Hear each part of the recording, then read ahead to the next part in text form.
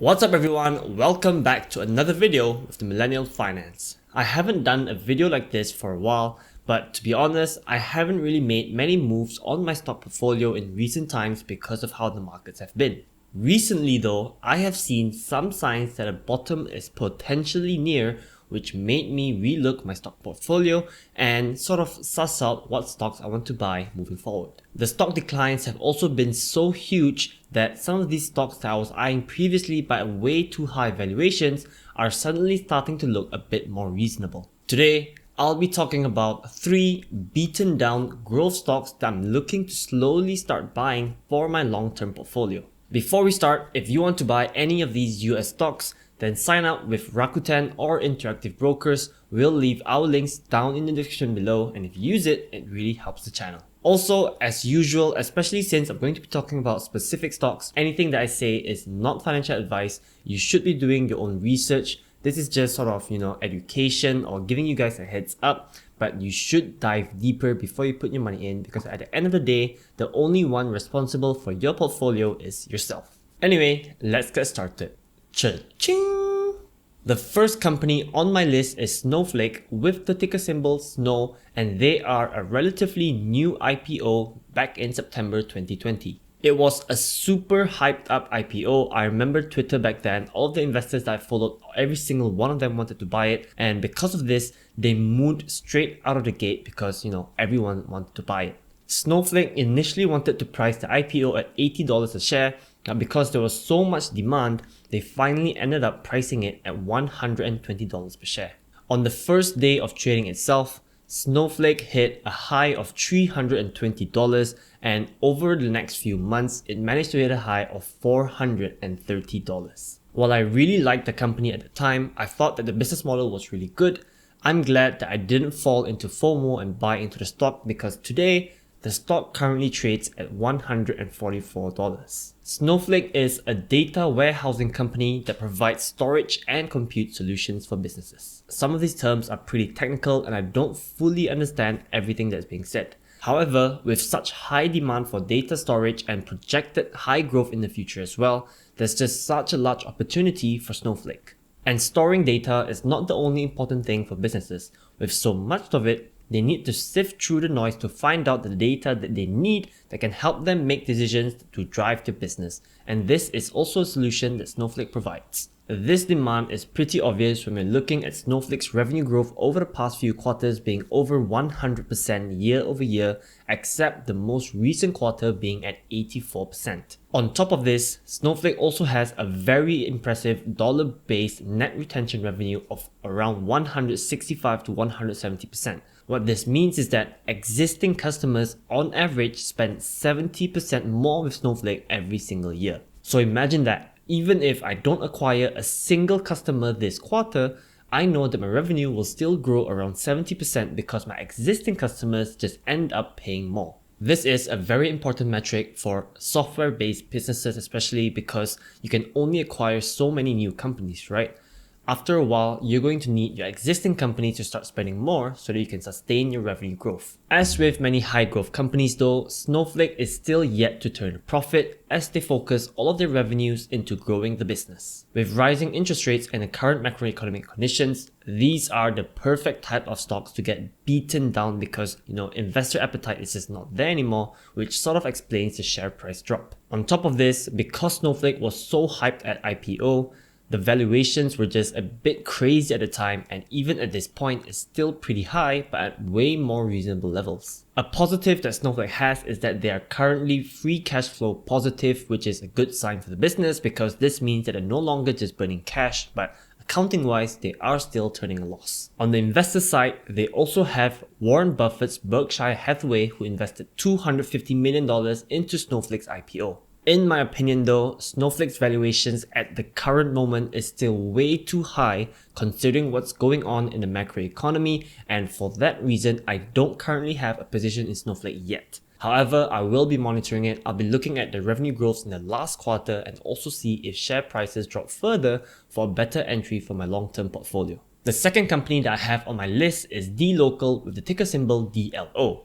They are a cloud-based payments company who focuses more on emerging markets and specifically Latin America. With the region still being relatively small and underserved, there is a huge potential for this business to capture a large market share. They allow businesses to pay and receive money in any country that they operate in, and they also help you integrate with the local payment methods. The thing that really stood out for me for this company and the reason that it is on my list is because not only do they have incredible revenue growth like Snowflake at over 100% year over year, they are also in profits with a forward PE of 55. Now, a 55 forward PE is not cheap by any means, but for a company growing this fast, it's actually a pretty reasonable valuation. These kinds of companies are a dime a dozen because, like I said, not only are they growing revenue so quickly, they're also profitable with a net income margin of 30%, which is incredibly high. However, there are two concerns that I have for this company, and the first one is that revenue growth is already showing signs of decline.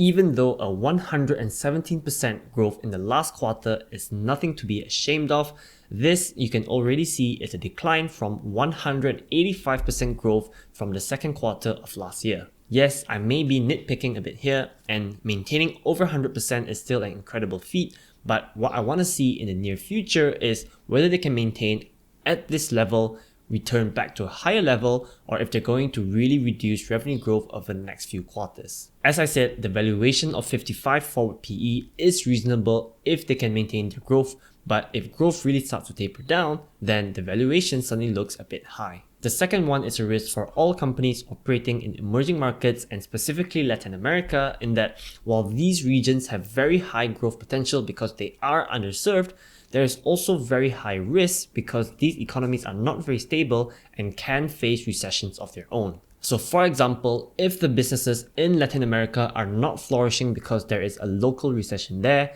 dLocal will also struggle because how are they supposed to charge these businesses who are not doing well themselves? Similar to Snowflake, even though the valuations is slightly better than them, it is still kinda high considering the macroeconomic condition that we're currently in. Unlike Snowflake though, I do have a starter position in dLocal which I bought about 2 weeks ago and I'm currently up on, but it is not a huge position. I'm going to continue to monitor it before I add more. The final stock on my list today is a former favorite that many of you may know, being Unity with the ticker symbol U. They are the world's leading platform for developing and operating real-time 3D content. They're most widely known for their Unity gaming engine with 94 out of 100 of the top game developers using them. Imagine having a flex like that. My product is so good that 94% of the top 100 companies in this industry use me. With such big dominance already there, the question then becomes, how are they going to grow?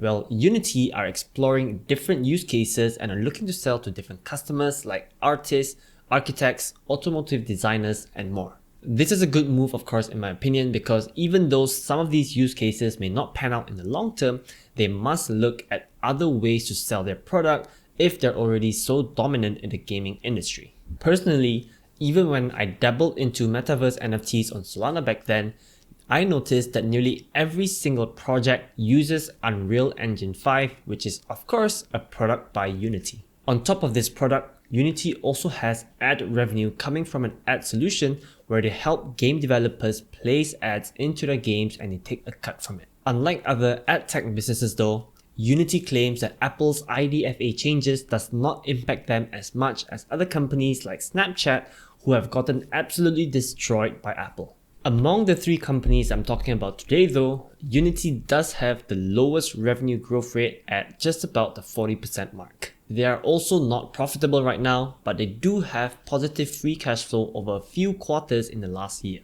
In my opinion, after looking at the financials out of the three, Unity does look the weakest, but they also have a lower valuation. To me, Unity is sort of a moonbat play because even though their products have massive potential for the future, it also relies on whether their customers are going to make it. For example, the metaverse is a huge opportunity for Unity because, like I said, many projects out there are actually using their Unreal Engine.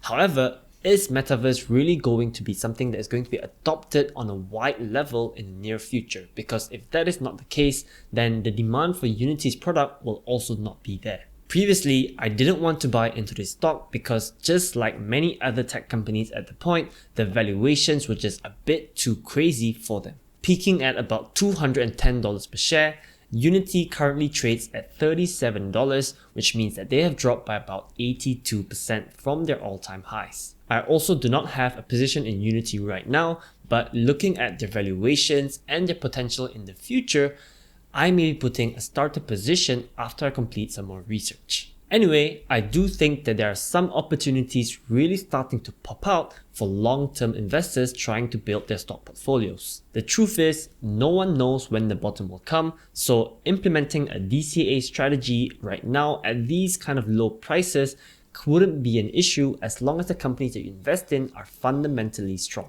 In my opinion, all three of the companies that I talked about today have massive potential for the future, but they still need to continue executing to sort of prove it. So they are in no way undervalued. I'm just saying that their valuations have become way more reasonable right now, but they need to continue executing. This is similar for many other high growth tech companies. It's just the name of the game. They will never really be undervalued, so to speak, but they are at much better valuations than they were over the last 2 years. If you decide to buy into any of these stocks, don't expect them to moon like they did in 2020 and 2021 because that was just, a weird time in the market where everything was going up all the way, 100, 200%, which I don't think will happen anytime in the near future. So manage your expectations when you buy into these stocks. They're not going to do a 2x in 6 months. Things just don't work that way anymore. If you guys want to buy any of these three stocks, then check out Interactive Brokers or Rakuten. Their links are down below in the description. Thanks for watching this video till the end, guys. Give us a huge thumbs up and subscribe to the channel if you haven't already. See you guys in the next one. Peace out.